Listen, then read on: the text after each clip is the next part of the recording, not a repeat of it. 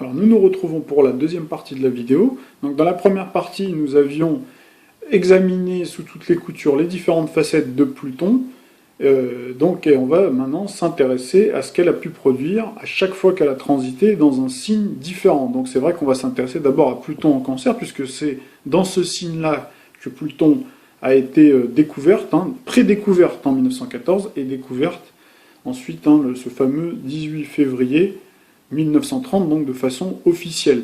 Donc il faut savoir que l'astre est resté entre le 27 mai 1914 et le 3 août 1938 dans le signe du Cancer, et Pluton a fait émerger à l'époque ce qu'on a appelé la montée des nationalistes et la rancœur entre les peuples. Alors on retrouve bien ici la mise en valeur du concept de la mère patrie, une idée qui est typique du Cancer, puisque le Cancer, comme vous savez, c'est le signe du passé, c'est le signe de la nostalgie, c'est le signe aussi de la famille, du clan, de la maman. Et donc là, par extension, on retrouve bien l'idée de nation, l'idée de patrie. Et donc on va essayer un petit peu d'approfondir un petit peu cette notion-là. Alors pourquoi la montée des rancœurs, de l'amertume et des nationalistes? Puisque en fait, quelques années auparavant, en 1870, il y avait eu une guerre aussi, un fratricide entre la France et les Allemands notamment. Donc il y avait une idée un petit peu de revanche. Et là on retrouve l'esprit de Pluton, l'esprit de Pluton qui ne veut pas s'avouer vaincu, qui ne veut pas accepter sa défaite et qui est revanchard et qui veut en découdre. Alors un mois quasiment jour pour jour après le début du transit de Pluton dans le signe du Cancer, qu'est-ce que l'on a? On a l'assassinat de l'archiduc héritier de Sarajevo, donc qui, comme vous le savez, pour les passionnés d'histoire, donc ça devenait l'événement déclencheur majeur de cette guerre 14-18 qui plongea l'Europe dans une guerre fratricide de 4 longues années. Alors c'est très exactement donc le samedi 4 août à 16h que les églises de France faisaient sonner les cloches en guise du sinistre tocsin pour la mobilisation générale. Alors la Première Guerre mondiale, ou appelée aussi la Grande Guerre, qui a fait plus de 10 millions de morts. C'est vrai qu'on en a souvent parlé à l'école, souvent. On en a reparlé à l'occasion du centenaire, du centième anniversaire, triste anniversaire de 2014. Et c'est vrai qu'on ne nous a jamais vraiment réellement parlé des causes profondes. Alors, donc, selon ce journaliste qui a réalisé un documentaire vraiment exceptionnel que je conseille à tout le monde de regarder et de voir même avec vos enfants, qui s'appelle Michel Collomb, qui est un journaliste belge, journaliste et écrivain, donc qui a fait ce documentaire « On croit mourir pour la patrie, on meurt pour les industriels ». Donc en fait, il explique que l'élite aurait fomenté en sous-main, finalement, le premier conflit mondialisé. Donc là, on retrouve bien l'idée sous-jacente de Pluton, pas seulement pour savoir quelle puissance va dominer le monde et contrôler les richesses de la planète, et les matières premières bien sûr, mais aussi pour sournoisement opposer les classes populaires et prolétaires des principaux pays européens afin qu'ils s'entretuent. Donc il faut savoir que l'aristocratie et la bourgeoisie industrielle de l'époque avaient en effet très peur, c'est ce qu'il explique. Ils avaient peur de la montée du monde ouvrier et leurs revendications démocratiques. Donc toutes ces grandes manœuvres guerrières et l'envoi dans les tranchées des poilus qui ont fait office de chair à canon avaient en fait aussi pour but de faire baisser drastiquement la population pour garder le pouvoir. Bien sûr, leur privilège est la main sur ce monde. Bien entendu, ça on retrouve bien la marque de fabrique de Pluton, un astre vraiment qui est capable de tirer les ficelles en coulisses. C'est pour ça qu'on parle de manipulation, c'est-à-dire dans le côté affligé Pluton, on peut le rattacher à la manipulation, à l'orchestration en sous-main. Donc bien entendu, en surface, on fait la promotion d'une sorte de propagande bien orchestrée, le patriotisme, donc on retrouve bien l'idée Cancer, la défense de la nation, et donc pour encourager bien entendu les hommes valides en âge de procréer. Donc là on retrouve d'ailleurs la procréation, donc le cancer signe de l'enfance, puisqu'il y a eu un déficit de natalité très important, puisque les hommes étaient à la guerre, donc ils n'étaient plus avec leurs compagnes pour pouvoir faire des bébés. Donc finalement, ces soldats auraient in fine été utilisés comme des soldats de plomb d'une certaine manière, hein, pour défendre les intérêts avant tout des capitaines d'industrie qui, eux, justement, hein, se connaissent contrairement aux soldats, les pauvres soldats, donc qui, eux, se battaient, ne se connaissaient pas et ne savaient même pas parfois pourquoi ils se battaient.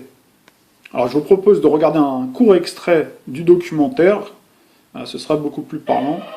Vous voyez ici les noms de 54 000 soldats britanniques qui ont été tués lors des terribles combats dans la région d'Ypres durant la guerre 14-18. Ce n'est qu'une partie, les soldats dont on n'a pas trouvé les corps, qui n'ont pas de tombe à leur nom. Et dans toute la région, vous avez encore plein de petits cimetières qui sont britanniques, allemands, français, belges. Et on voit vraiment que cette guerre, avec 10 millions de victimes, ça a été un massacre, une hécatombe. Il faut savoir que dans les années 20, il était difficile pour une femme en France ou en Belgique de trouver un mari, tellement il y avait des hommes qui avaient été tués. Dans cette année 2014, on va nous parler beaucoup de cet anniversaire. Il y a des commémorations, des livres, des films à la télé. Ce qui dérange, c'est que tout le temps, on nous parle de comment a eu lieu cette guerre, qu'est-ce qui s'est passé, les stratégies militaires, les souffrances des soldats, et jamais on ne va nous parler du pourquoi, c'est-à-dire qui a déclenché cette guerre, qui est responsable de ces 10 millions de morts.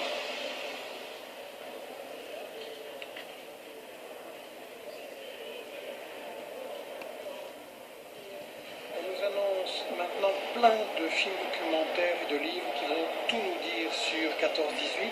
On a par exemple les secrets de la Grande Guerre, mais en fait on est dans tous les détails, les événements, les uniformes, la vie quotidienne, etc. Ou alors on est dans la Première Guerre mondiale, les combats, donc la question de la stratégie militaire. Et puis on nous annonce la Grande Guerre sans les clichés, mais quand on voit de quoi il s'agit, fantassin français montant à l'assaut sans casque, suicidaire, déclenchement de la bataille par Joffre, entêtement britannique, tout ça c'est dans les détails de la stratégie ou de la vie quotidienne, mais jamais, au-delà des événements, jamais les causes profondes qui permettent de comprendre pourquoi cette guerre a éclaté. Sur la question du pourquoi, il y a des gens qui vraiment répandent du brouillard. Comme l'a écrit à ce sujet François Furet, plus un événement est lourd de conséquences, moins il est possible de le penser à partir de ses causes.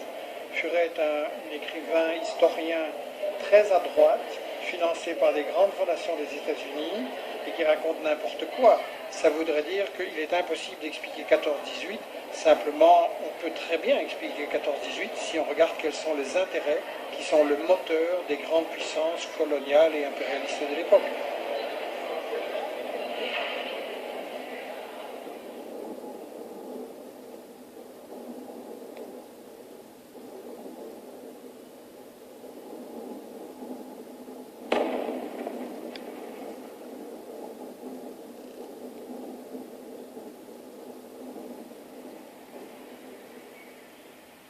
Je pense au contraire que nous avons la possibilité et la responsabilité aussi de comprendre cette guerre, responsabilité envers les millions de gens qui ont vécu le martyre dans des tranchées comme celle-ci avant de mourir, et responsabilité aussi envers les victimes des guerres d'aujourd'hui.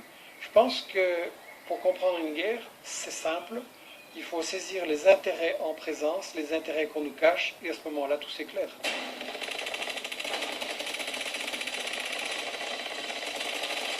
Cette guerre, en fait, elle a deux dimensions. D'abord, c'est une guerre pour savoir quelle grande puissance va dominer le monde, va contrôler les richesses du monde. Et on a d'un côté les empires allemands et austro-hongrois, de l'autre côté la Grande-Bretagne, la France, la Russie. Et en fait, c'est une guerre, oui, pour savoir quelle grande puissance va contrôler les richesses du monde, contrôler les colonies, les matières premières. Et la deuxième dimension, c'est que c'est une guerre de classe, en fait.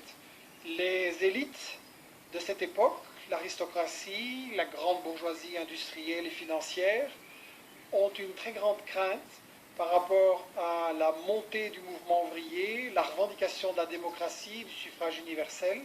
Elles veulent absolument garder leur pouvoir, leurs privilèges, et donc c'est une guerre justement pour maintenir ce pouvoir et ces privilèges.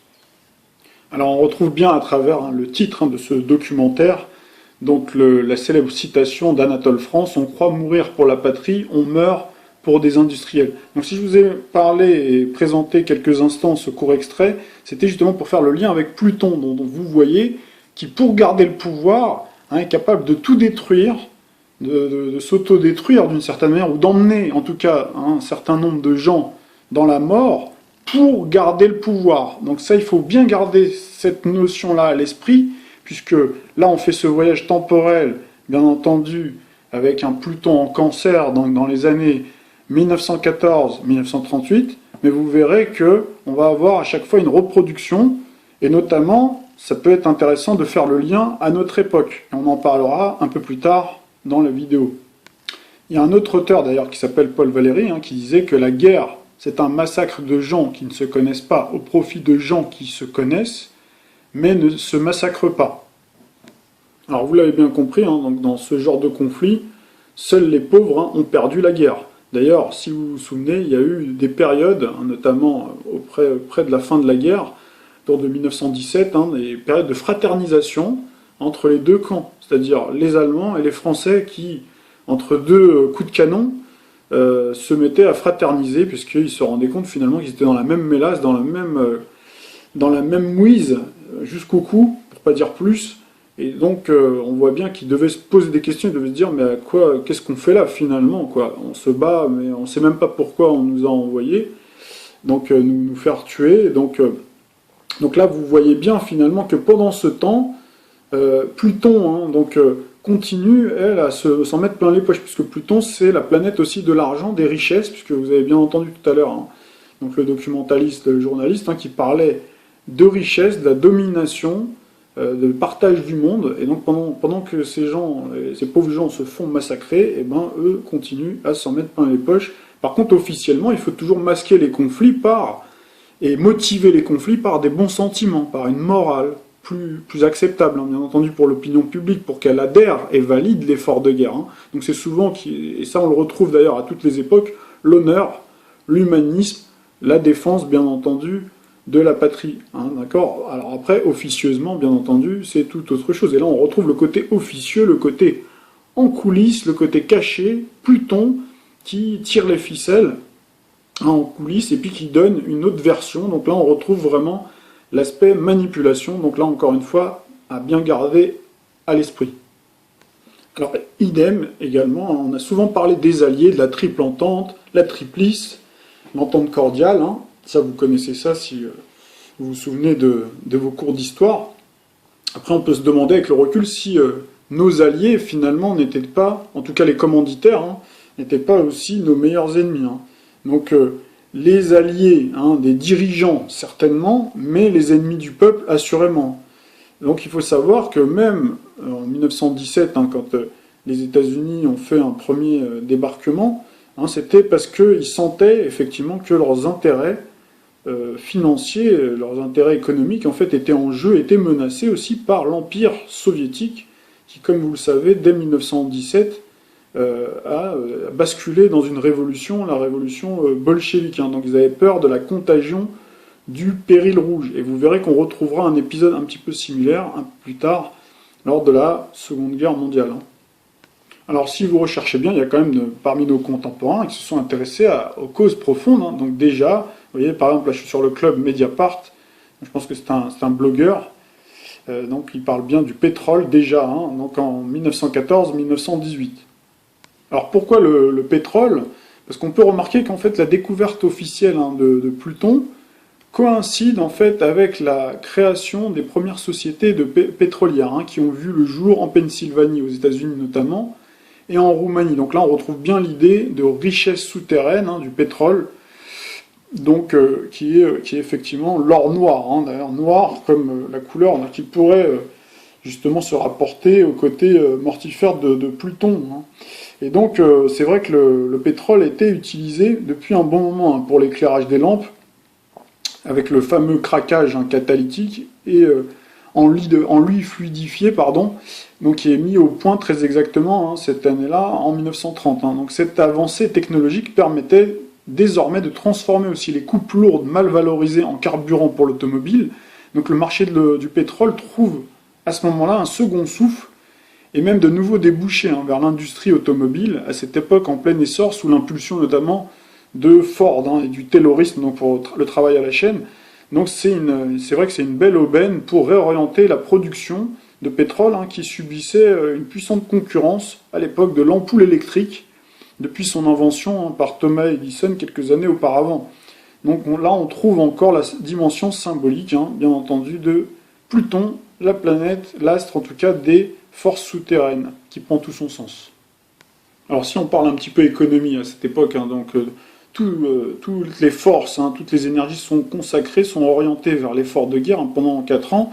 Donc la période des années folles est concomitante avec une période de forte expansion économique, mais qui ne concerne finalement, qui ne concernera qu'une élite. Donc on retrouve là la symbolique plutonienne, qui vient du mot latin Pluto, donc le concept qui fait référence à la plutocratie, d'accord, les richesses.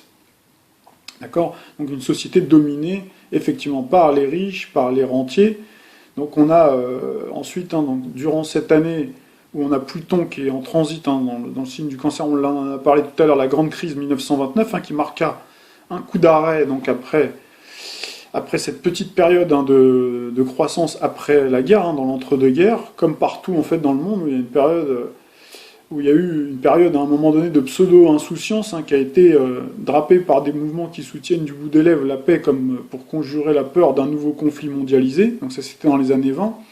Et puis en fait, donc à l'exception un petit peu du domaine culturel, qui fut d'une richesse exceptionnelle, les années folles ne changèrent pas profondément la société d'une France aux structures sociales encore rigides, ancrées dans la ruralité. Donc c'était une période vraiment de repli, des rentiers de familles riches qui conservent des inégalités dans la société. Donc ça c'est encore une fois, on retrouve le côté typique du Cancer. Donc cet ensemble a contribué à créer ce terreau dont on parlait tout à l'heure, favorable. Après par la suite avec la montée dans les années 20 du fascisme, et puis donc avec Mussolini bien sûr en Italie, et puis également avec, avec Hitler dans les années 30. Alors sur le plan de l'évolution des mœurs, et du mode de vie, donc on en a parlé tout à l'heure, donc là aussi pareil, donc c'est terrible puisque au niveau des familles elles sont complètement décimées, elles sont déstructurées. Donc, concernant après la culture, donc c'est une période plutôt assez intéressante, avec une certaine effervescence notamment du monde intellectuel, culturel, en tout cas dans les années 20, puisque bon les années 14-18 ça c'est clair que de ce côté-là, donc c'était quand même assez difficile de s'amuser, mais c'était vraiment dans la période de l'entre-deux-guerres où il y avait quand même une période, on va dire, agréable, tout en sachant tout de même qu'elle a touché plutôt les milieux aisés, les catégories, plutôt les cercles très fermés des milieux bourgeois, les artistes, les gens plutôt fortunés.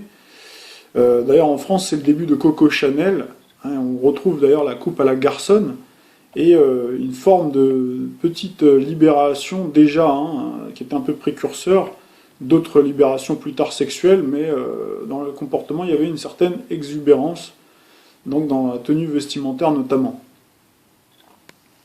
Alors sur le plan sportif, cette époque en fait des années 30 correspond avec la création de la Coupe du Monde en 1928, donc quelques années avant, 2 ans avant la découverte officielle de Pluton par Jules Rimet. Donc il créa justement notamment la Coupe du Monde qui se jouera pour la première fois d'ailleurs en 1930, donc quelques mois après la découverte officielle de Pluton. Donc cette synchronicité pourrait expliquer aussi pourquoi ce sport, et particulièrement cette compétition, donc la Coupe du Monde, suscite à travers le monde un engouement et une passion qui ne s'est jamais démenti au fil des décennies suivantes. C'est vrai, si on regarde bien par rapport aux autres sports, c'est vraiment le football qui est très très populaire et donc très suivi.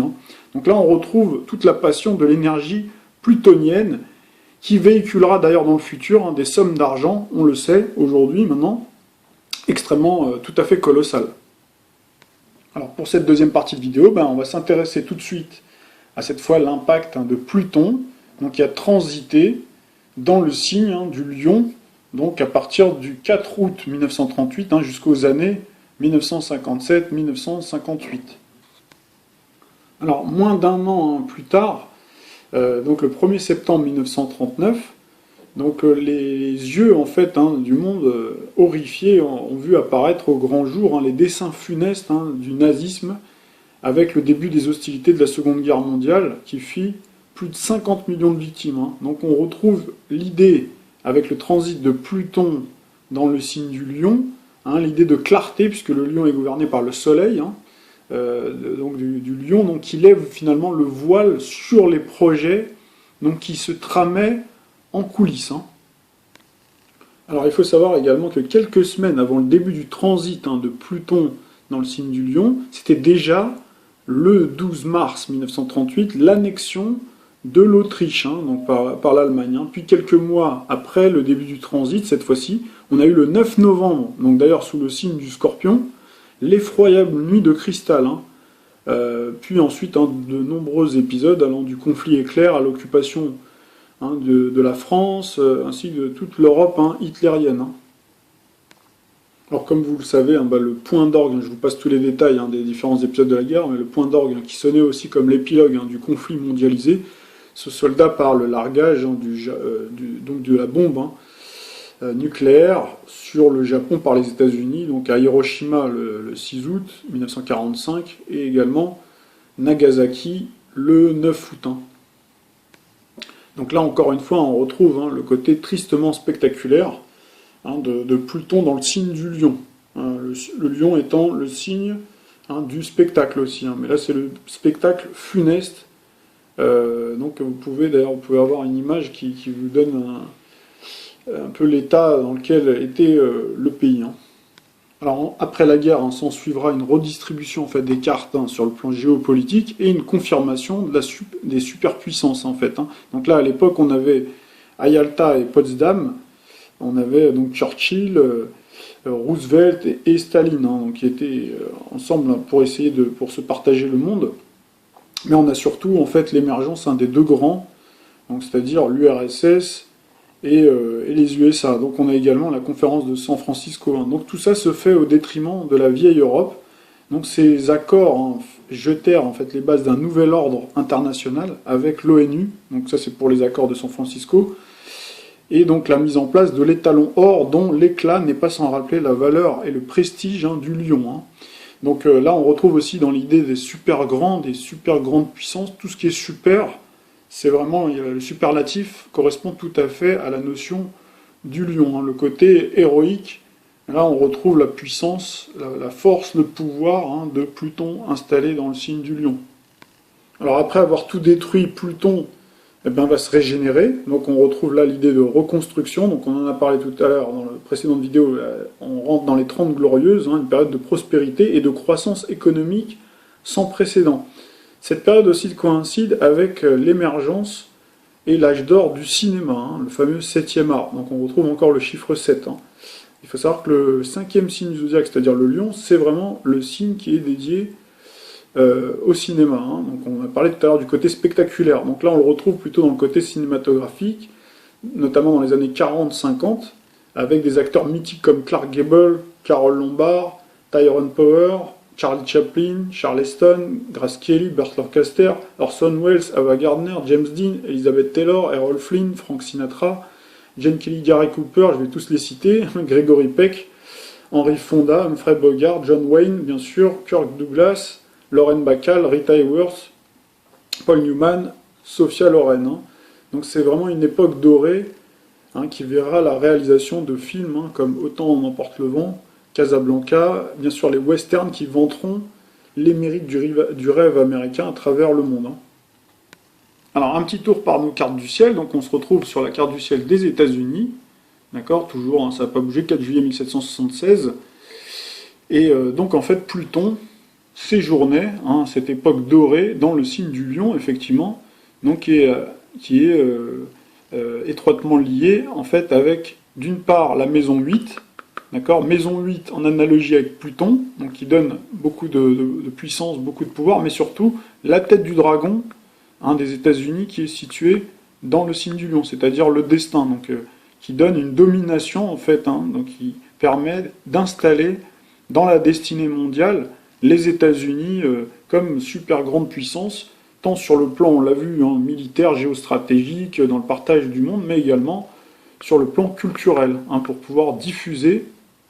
Hein, il y avait déjà, même avant, même la fin du transit, hein, le début du transit en Lyon, hein, on avait une conjonction Pluton-Mercure. Mercure, la planète du commerce, la planète des diffusions, la planète, hein, de la commercialisation. Donc là, on parle bien des intérêts aussi américains, donc, qui ont pu prospérer pendant cette époque, pendant que le vieux continent sombrait dans le chaos. Alors si on parle au niveau des mœurs, hein, à travers le cinéma, donc on voit en fait que la sexualité à l'époque, hein, dans cette époque plutonienne du lion, elle était plutôt de bonne tenue. Hein. Donc les scènes d'amour portées à l'écran étaient plutôt présentées de façon très romancée et jamais montrées intégralement. Hein. Le lion est en effet un signe digne et classe, hein, qui a le souci en fait de son image de marque. Hein. Les femmes d'ailleurs, hein, se distinguaient par leur glamour, leur raffinement, tandis que les hommes étaient élégants et de bonne tenue. Les années 50 étaient une époque vraiment réputée aussi pour son puritanisme, où l'on prenait comme modèle, hein, les valeurs de la femme au fourneau, qui tient bien rangé la maison, s'occupe des enfants, et l'homme qui travaille pour pourvoir aux besoins de la famille. Alors c'est une période aussi, hein, sur le plan cinématographique, on voit beaucoup de films donc western, hein, donc je l'ai dit tout à l'heure, et donc ils font l'apologie, hein, du modèle américain, en mettant de côté justement le génocide, hein, des Amérindiens, donc par rapport à la conquête de l'Ouest. Donc ça c'est quand même aussi à souligner, puisque c'est vraiment beaucoup plus tard, hein, que tout ça a été mis en lumière. Mais sur le moment, c'est vrai que tous ces films qui arrivaient vantaient plutôt les mérites du modèle américain, et de la conquête de l'Ouest. Alors après, c'est vrai aussi, un peu plus tard, et là ça va nous faire la transition ensuite avec l'avènement de Pluton dans le signe de la Vierge, c'est l'émergence aussi d'autres films, hein, de guerre notamment, hein, donc qui parlent des périodes de 1940-1945, avec la Libération, voire même un certain film sur les périodes de 14-18. Alors c'est vrai que j'adore le cinéma américain, mais c'est vrai que les versions hollywoodiennes, hein, ne sont pas toujours conformes à la réalité. C'est vrai que là on retrouve un petit peu le mythe, hein, du libérateur qui fait la guerre pour répandre la démocratie. Donc ça a toujours cours, hein, au XXe siècle. Et donc par exemple les Russes, qui sont en ce moment régulièrement pointés du doigt par nos dirigeants, on voit par exemple, hein, qu'ils ont, si on regarde bien dans les détails, hein, payé un lourd tribut en vie humaine, bien plus, hein, que les Américains. Ça ne veut pas dire que les dirigeants, hein, donc communistes de l'époque, hein, ils étaient animés par un dessein humaniste, hein, pour engager leurs forces armées à l'Est pour libérer, hein, une grande partie de l'Europe du joug nazi, donc pendant les années 43 notamment. Mais disons que, et c'est intéressant quand même de rétablir la vérité et une certaine équité et une fidélité dans l'histoire. Hein. Par exemple, les États-Unis ont eu 416 000 pertes militaires, donc ce qui est déjà énorme. Mais les Russes, l'URSS, hein, donc, ont eu entre 8 millions et 11 millions de morts. Donc ça, c'est les sources Wikipédia. Alors nous avons terminé cette deuxième partie de vidéo. Donc j'espère que les deux premières parties vous ont plu, et on va passer à la troisième partie où on parlera de l'impact de Pluton en Vierge, donc entre 1958 et donc le 5 octobre 1971.